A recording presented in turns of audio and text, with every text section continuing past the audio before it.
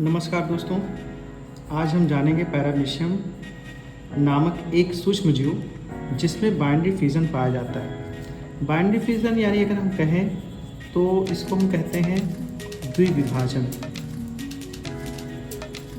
जैसा कि हम जानते हैं कि पैरामीशियम क्या है, एक यूनिसेलुलर यानी कि एक कोशिकीय जीव है जो पानी में पाया जाता है। ये अपनी संख्या बढ़ाने के लिए बाइनरी फ्यूजन का उपयोग करता है। यानी बाइनरी फ्यूजन जो है वो आता है आपका एसेक्सुअल रिप्रोडक्शन के अंतर्गत। एसेक्सुअल रिप्रोडक्शन के अंतर्गत अब ये अपनी संख्या को बढ़ाने के लिए बाइनरी फ्यूजन का उपयोग करते हैं, जो एक प्रकार का एसेक्सुअल रिप्रोडक्शन है।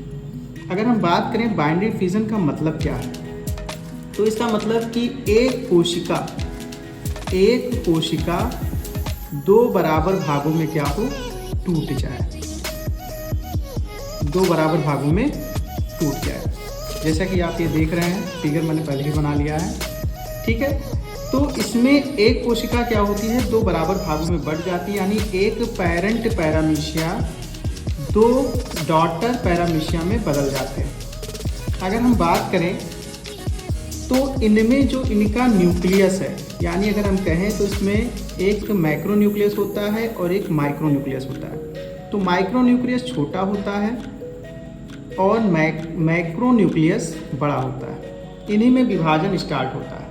तो इसमें जो न्यूक्लियस है, यानी कि अगर हम कहें डीएनए, तो डीएनए क्या है, एक प्रकार की आनुवंशिक सामग्री है जो प्रतिलिपि बनाती है। फिर उसका माइक्रो न्यूक्लियस, यानी ये जो माइक्रो न्यूक्लियस है ये क्या होता है, और मैक्रो न्यूक्लियस दोनों, यानी कि माइक्रो न्यूक्लियस और मैक्रो न्यूक्लियस ये क्या करते हैं, आपस में विभाजित होते हैं। विभाजन के बाद कोशिका धीरे धीरे बीज से पतली होती जाती है। यहाँ आप देख रहे हैं, यहाँ पर क्या था, अगर हम कहें तो यहाँ थोड़ी सी मोटाई है, लेकिन यहाँ पर ये क्या होता है, पतली होती जाती है। यानी धीरे धीरे सिकुड़ते चले जाते हैं।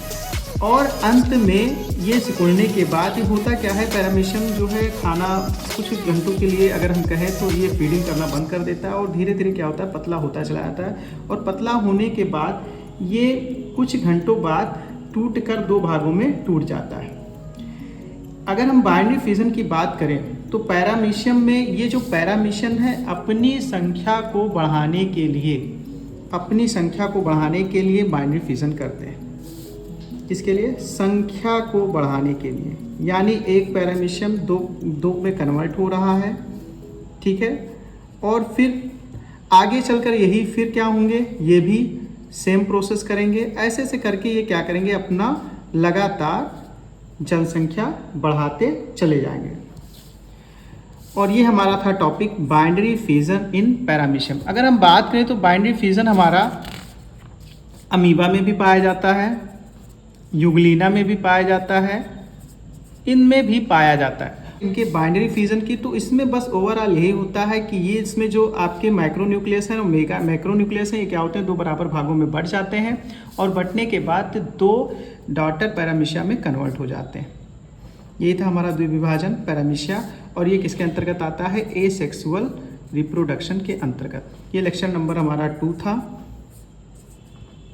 Thank you. अगर आप लोग को ये वीडियो अच्छा लगा हो तो आप लोग चैनल को लाइक करना, सब्सक्राइब करना ना भूलें। Thank you.